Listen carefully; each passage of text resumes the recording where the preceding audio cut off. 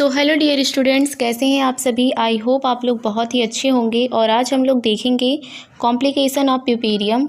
ये important series रहने वाली है आप लोगों के एग्ज़ाम के कंट्रीब्यू से। अगर देखें, मिडवाइफरी का क्वेश्चन पेपर है जिसमें आज हम लोग 3 क्वेश्चन को देखेंगे और 3 क्वेश्चन को बहुत अच्छे तरीके से देखेंगे। अगर आपके एग्ज़ाम आ चुके हैं तो आप इस वीडियो को देखिए, और अगर आपके एग्ज़ाम नहीं आए हुए हैं, मीन्स आप अभी सेकेंड ईयर में गए हुए हैं, तो फिर आप लोग भी देख सकते हैं। लेकिन ये मैं उन लोगों के लिए ज़्यादा बना रही हूँ जिनके एग्ज़ाम आ चुके हैं, तो उनका फटाफट रिवीजन हो जाए, सारे जितने भी इम्पॉर्टेंट क्वेश्चन हैं उनका रिवीजन हो जाए, इसलिए ये वीडियो बना रही हूँ। तो 5 सीरीज आने वाली है जिसमें कि जितने भी इम्पॉर्टेंट क्वेश्चन है उसके बाहर कुछ भी नहीं रहेगा। और वहीं इसी 5 सीरीज़ में से अगर आप लोग देख लेते हैं तो आपके एग्ज़ाम में सारे क्वेश्चन यहीं से आएंगे, इतनी मैं गारंटी के साथ कह सकती हूँ। चलिए वीडियो को स्टार्ट करते हैं। तो पहला क्वेश्चन है कि सूतिका अवस्था की जटिलताएं क्या क्या होती हैं और कॉम्प्लिकेशन ऑफ प्यूपेरियम, ये बहुत इंपॉर्टेंट है। तो जान लेते हैं कि ये क्या होता है। तो शिशु के जन्म से लेकर अगले 6 सप्ताह मतलब 42 दिन का जो समय होता है उसी को हम प्यूपेरियम कहते हैं। ठीक है, मतलब शिशु का जब जन्म होता है, जन्म होने के बाद 6 सप्ताह मीन्स 42 दिन का जो समय रहता है उसी को हम प्यूपेरियम या सूतिका अवस्था के नाम से जानते हैं। इस दौरान क्या होता है कि फीमेल जो होती है उसको बहुत सारी कॉम्प्लिकेशन उसके अंदर आ जाते हैं। जैसे कि पहला कॉम्प्लिकेशन देखें तो सूतिका अवस्था में बुखार आ जाता है जिसको हम प्यूपेरियल पायरेक्सिया कहते हैं। सेकंड अगर देखें तो सूतिका अवस्था संक्रमण प्यूपेरियल सेप्सिस, ये बहुत इंपॉर्टेंट है। प्यूपेरियल सेप्सिस बहुत ज़्यादा इंपॉर्टेंट है। सीरिये थ्रोम्बोसिस, पल्मोनरी एम्बोलिज्म और ब्रेस्ट कॉम्प्लिकेशन जैसे कि ब्रेस्ट का इंगॉर्जमेंट हो जाना, क्रैक्ड हो जाना, उसमें से कुछ ना कुछ सिक्रेशन होने लगना, तो ऐसे बहुत सारे केसेस हैं तो हो जाते हैं। लेकिन इसमें मेन इंपॉर्टेंट जो आता है क्वेश्चन में वो सेप्सिस ही आता है। ठीक है, लेकिन हम थोड़ा थोड़ा सबको देख लेते हैं और सेप्सिस को पूरा अच्छे तरीके से देखेंगे। तो जो सूतिका अवस्था के दौरान जो बुखार होता है, तो डिलीवरी के बाद प्रथम 10 दिनों के दौरान यदि महिला का तापमान जो होता है वो सामान्य से अधिक हो जाता है तो यह स्थिति क्या कहलाती है, सूतिका अवस्था के दौरान बुखार कहलाती है। इसके बहुत सारे कारण हैं, जैसे कि जब सूतिका अवस्था में संक्रमण हो जाता है या फिर यूटीआई हो जाता है जिसको यूरिनरी ट्रैक्ट इन्फेक्शन या मूत्र मार्ग की संक्रमण कहते हैं, या फिर जननाल के संक्रमण में जेनाइटल ट्रैक्ट इन्फेक्शन हो जाता है, या फिर स्तन प्रदाह हो जाता है, स्तनों में किसी भी प्रकार की कॉम्प्लिकेशन आ जाते हैं, मलेरिया हो जाए या फिर ट्यूबरक्लोसिस हो जाए, तो इन सब की वजह से बुखार हो जाता है। अच्छा, जो बुखार होता है ना वो एक साइन होता है, ना कि कोई डिजीज होती है। तो ये कोई बीमारी नहीं होती, अगर कोई भी बीमारी हुई रहती है तो इसका एक साइन होता है बुखार। इसके मैनेजमेंट के लिए आप क्या करेंगे कि सूतिका अवस्था बुखार के कारण का पता लगाना है और एग्जामिनेशन करना है और इन्वेस्टिगेशन करना है। महिला का जो है वाइटल साइन लेना है और जनरल हेल्थ को चेक करना है, और शरीर का तापमान सामान्य से अधिक ना होने पर इसको कोल्ड की स्पॉन्जिंग देनी है, मतलब जो पट्टी वगैरह सिर पे रखते हैं तो वही सब रखना है। फिर एंटीपायरेटिक दवाई देनी है, पैरासीटामॉल देना है, और सामान्यतः जो बुखार अगर इन्फेक्शन से हुआ है तो फिर उस इन्फेक्शन की जाँच करनी है। ट्यूबरक्लोसिस से हुआ है तो ट्यूबरक्लोसिस का पता लगाना है और उसकी दवा देनी है, और अगर मलेरिया से हुआ है तो मलेरिया की दवा देनी है। अब बात करते हैं कि प्यूपेरियल सेप्सिस जो कि बहुत इंपॉर्टेंट है, जिसको हम सूतिका अवस्था संक्रमण कहते हैं। तो ये इम्पॉर्टेंट है, इसको आपको ध्यान से देखना है। तो शिशु डिलीवरी के पश्चात डिलीवरी की जटिलता के रूप में सूतिका अवस्था प्यूपेरियम के दौरान होने वाले जेनाइटल ट्रैक्ट का संक्रमण सूतिका अवस्था संक्रमण कहलाता है। अच्छे से समझिए, जैसे कि जब शिशु की डिलीवरी हो जाती है उसके बाद की एक कॉम्प्लिकेशन होता है कि उसी के दौरान किसी भी जब जो नर्सेस होती हैं वो अच्छे तरीके से किसी भी प्रकार की जल्दीबाजी कर देती हैं, या फिर ग्लव्स नहीं यूज करती, या फिर कोई भी ऐसा कारण होता है तो उसी वजह से क्या होता है कि जो जेनाइटल एरिया होता है वहाँ पे इन्फेक्शन हो जाता है। उसी को हम प्यूपेरियल सेप्सिस के नाम से जानते हैं। तो वहाँ इन्फेक्शन हो जाता है, वो तुरंत नहीं दिखता है, लेकिन जब 1-2 दिन बाद ये इन्फेक्शन का जो खतरा है वो सब दिखना स्टार्ट होता है, तो इसी को हम सूतिका अवस्था संक्रमण कहते हैं। इसके बहुत सारे कारण होते हैं, जैसे कि स्टेप्लोकोकस। देखिए, जब हाइजीन मेंटेन तरीके से नहीं रहेगा, हाइजीन अच्छे तरीके से नहीं रहेगा, तो फिर कोई ना कोई बैक्टीरिया या वायरस ही होती हैं जिसकी वजह से ये सब इन्फेक्शंस होते हैं। तो अगर अच्छे तरीके से कोई भी जो भी वहाँ फोर्सेप्स डिलीवरी हो रही है या फिर जो भी हो रहा है, तो अगर सब कुछ साफ़ नहीं है, ग्लव्स का यूज़ नहीं हो रहा है, तो जायज़ सी बात है कि अगर आपके हाथ में बैक्टीरिया है या फिर किसी भी इंस्ट्रूमेंट में बैक्टीरिया या वायरस लगे हैं, तो वो फिर जेनिटल एरिया में जाएंगे तो कोई ना कोई बीमारी कॉज करेंगे ही। तो इसकी जो जीव होते हैं, मतलब कौन कौन से सूक्ष्म जीव होते हैं जिसकी वजह से ये होता है, तो स्ट्रेप्टोकोकस हेमोलाइटिक ग्रुप ए होता है, स्ट्रेप्टोकोकस हेमोलाइटिक ग्रुप बी होता है, स्ट्रेप्टोकोकस एयूरिस होता है, ई कोलाई होता है, बैक्टीरियोसाइटिस हो जाता है या फिर क्लास्ट्रोडियम टिटेनी। इन सब की वजह से ये इन्फेक्शन होता है। तो जननाल में होने वाले अधिकांश संक्रमण एक से अधिक ऑर्गेनिज्म के संक्रमण के कारण उत्पन्न होते हैं। इसमें अगर रिस्क फैक्टर की बात करें तो एनीमिया, कुपोषण या प्री एक्लेम्सिया इसकी वजह से होना, प्रसव पूर्व रक्तस्राव होना, समय पूर्व प्रसव ना होना, डायबिटीज़, मोटापा, ये सब इसके कॉम्प्लिकेशन हैं। तो झिल्लियों का परिपक्वन से पहले ही जब फट जाता है, जो झिल्लियाँ होती हैं वो परिपक्व होने से पहले ही जब फट जाती हैं तब भी ये इन्फेक्शन का कारण देखा जाता है। बार बार वेजाइनल एग्जामिनेशन कोई अगर नर्स कर रही है तो भी ये कारण होता है। प्रसव प्रक्रिया अगर बहुत ज़्यादा लंबा हो रहा है, जिसको हम प्रोलॉन्ग लेबर कहते हैं, तब भी ये कारण ये इन्फेक्शन देखा जाता है। या फिर PPH हो जाता है, पोस्टपार्टम हेमरेज जिसको कहते हैं, उसमें भी ये चीज़ें देखी जाती हैं। अच्छा, क्लिनिकल फीचर्स की बात करें जिसको हम लक्षण की बात करते हैं, तो लक्षण क्या होता है इसमें, तो शरीर का जो तापमान होता है वो सामान्य से अधिक हो जाता है, पल्स रेट भी बढ़ जाता है और सिर में दर्द होता है और महिला में साधारण अस्वस्थता आ जाती है और सूतिका स्राव की मात्रा का सामान्य से अधिक हो जाना और जो गर्भाशय होता है वो जैसे कि पहले की अवस्था में इस प्यूपेरियम के दौरान पहले की अवस्था में आते हैं गर्भाशय, लेकिन अगर जब ये इन्फेक्शन हो जाता है तो उसमें क्या होता है कि पहले की अवस्था में ये नहीं आ पाते हैं। फिर लोकिया जो होता है वो बदबूदार बहुत होता है। तो यही सब कारण होते हैं और पेल्विक भाग में बहुत ज़्यादा दर्द होता है। फिर इसके मैनेजमेंट की बात करें कि इसमें मैनेजमेंट क्या करना चाहिए, तो महिला का वाइटल साइन चेक करना चाहिए और महिला की जो जनरल हेल्थ स्टेटस है उसको लेना चाहिए। जहाँ तक संभव हो महिला को पृथक कमरे अथवा वार्ड में रखना चाहिए और उसको दवा देनी चाहिए। अगर इन्फेक्शन किस बैक्टीरियाज की वजह से हुआ है उसकी दवा देनी चाहिए। अगर इसमें बात करें कि कौन कौन सा टेस्ट करना चाहिए, तो वही सामान्य test HB, TLC, DLC, platelets count, CBC मतलब कंप्लीट ब्लड काउंट टेस्ट। फिर उसके बाद पेल्विक अल्ट्रासाउंड करना है, चेस्ट एक्सरे करना है और CT स्कैन करना है। ठीक है, तो इम्पॉर्टेंट यही है प्यूपेरियल सेप्सिस, और बाकी बहुत सारे कॉम्प्लिकेशन होते हैं प्यूपेरियम के दौरान, तो उन सबको पढ़ने की ज़रूरत नहीं है इस टाइम, बस इम्पॉर्टेंट चीज़ें ही आपको पढ़नी है। अब बात करते हैं कि एपिजियोटॉमी क्या होता है। तो जो एपिजियोटॉमी होता है वो प्रसव की द्वितीय अवस्था के दौरान पेरिनियम तथा जो पोस्टीरियर वेजाइनल वाल होता है, जैसे कि ये जानिए कि एपिजियोटॉमी क्यों किया जाता है। तो ये बस जो गर्भावस्था है, जब लेबर की प्रक्रिया स्टार्ट होती है तो लेबर की प्रक्रिया को आसान बनाने के लिए जो वेजाइना में जो कट लगाए जाते हैं उसी को एपिजियोटॉमी कहते हैं। अब इसको अच्छे तरीके से समझ लीजिए। तो एपिजियोटॉमी जो होता है वो प्रसव की द्वितीय अवस्था, जैसे कि जो बच्चा होता है वो सेकेंड स्टेज में ही आउट होता है, तो वही होता है कि द्वितीय अवस्था के दौरान पेरिनियम तथा पोस्टीरियर वेजाइनल वॉल में लगाए जाने वाले सर्जिकल जो चीरा होता है, जिसको जो प्रायः वेजाइना के आकार को बड़ा करने के लिए तथा गर्भस्थ शिशु के जन्म की प्रक्रिया को आसान बनाने के लिए किया जाता है। हालांकि ये जो चीरा होता है वो प्लेन्ड होता है, परंतु कई बार इसे आवश्यकता अनुसार आपातकाल के रूप में भी तुरंत लगाया जा सकता है। तो इसके निर्देश क्या हैं, तो उसको जान लीजिए कि प्रसव की प्रक्रिया के दौरान एपिजियोटॉमी को सभी केसेस में नहीं लगाया जाता। ऐसे केसेस में लगाया जाता है जिसमें कॉम्प्लिकेशन देखा जाता है कि अगर बच्चे का जल्द से जल्द जन्म ना हुआ तो फिर कॉम्प्लिकेशन हो सकते हैं।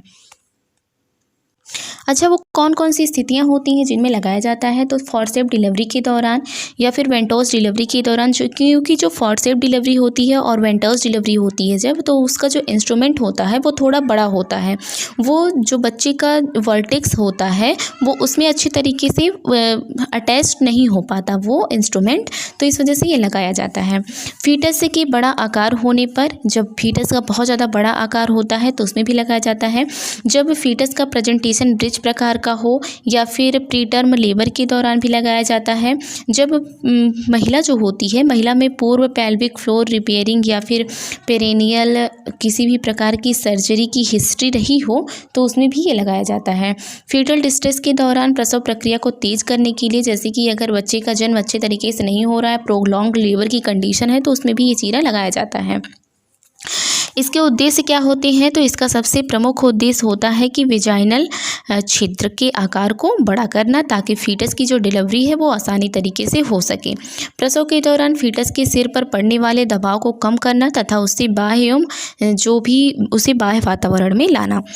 और प्रसव प्रक्रिया के दौरान जो पेरेनियल मसल्स होती हैं तथा जो फेसिया को अधिक स्ट्रेच होने से बचाना तथा इनमें किसी भी प्रकार की इंजरी ना हो, इस वजह से ये किया जाता है।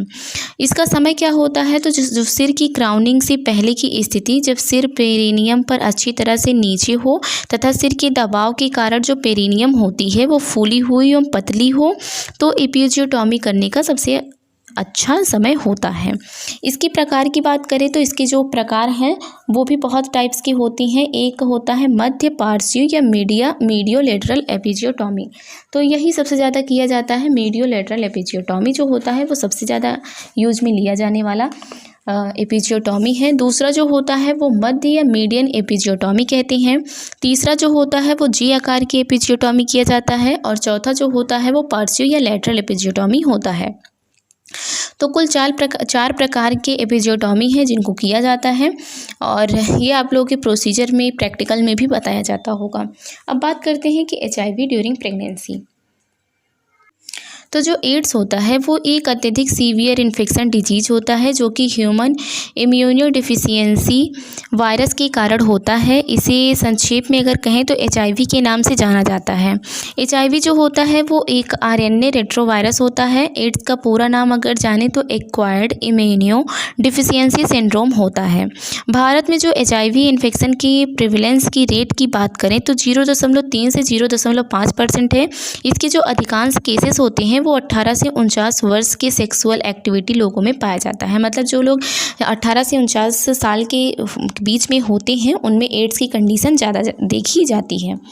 तो HIV इन्फेक्शन एक प्रगतिशील इन्फेक्शन होता है जिसके कारण संक्रमित व्यक्ति की रोग प्रतिरोधक जो क्षमता होती है वो धीरे धीरे कम हो जाती है, और बाद में क्या होता है कि व्यक्ति के जो द्वितीयक संक्रमण की संभावना बढ़ती जाती है। इन्फेक्शन के बाद जो होता है वो HIV CD4 सेल्स पर आक्रमण करके उन्हें नष्ट करना प्रारंभ कर देते हैं जो HIV के संक्रमण होते हैं। फिर व्यक्ति के शरीर में इन्फेक्शन के बाद HIV अपनी संख्या भी बढ़ाने लगता है। कुछ ही सालों में शरीर में HIV की संख्या बहुत ज़्यादा बढ़ जाती है। तो क्या होता है कि CD4 सेल्स की संख्या अत्यधिक कम हो जाती है। इस प्रकार संक्रमित व्यक्ति जो होता है वो एड्स से ग्रसित हो जाता है, और HIV जो इन्फेक्शन के बाद एड्स होने में लगभग 10 वर्ष का समय लगता है। मतलब 10 वर्ष में जो इसकी इंक्यूबेशन पीरियड होता है वो 10 साल का होता है। 10 साल के बाद इसके साइन एंड सिम्टम्स दिखाई देते हैं।